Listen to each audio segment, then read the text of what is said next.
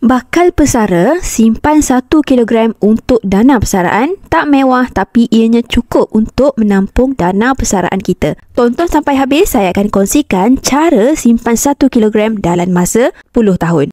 Sebenarnya tak mustahil pun untuk kita simpan 1 kilogram.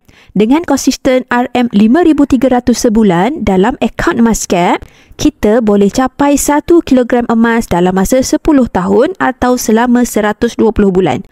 Berdasarkan purata kenaikan harga emas sebanyak 10% setahun, nilai 1 kilogram tersebut boleh cecah RM1 juta nanti dalam masa 10 tahun lagi. Tak perlu tunggu untuk beli 1 ketul 1 kilogram terus. Kita boleh kumpul sikit-sikit. Sama ada 100 gram 10 ketul atau 50 gram 20 ketul ikut bajet kita. Bila cukup gram dalam akaun emas Gap, kita boleh keluarkan emas fizikal ikut saiz yang kita mahu. Kita boleh simpan di rumah atau dalam peti besi atau sewa safe deposit box. Bagi yang bersedia untuk capai simpanan 1 kilogram emas bersama Public Gold mengikut bajet masing-masing, rujuk pin video saya dan saya akan bimbing cara dan langkah-langkah simpanan emas yang terbaik bersama Public Gold. Tak nak pening, follow Ainin, refer pin post untuk Ainin bantu.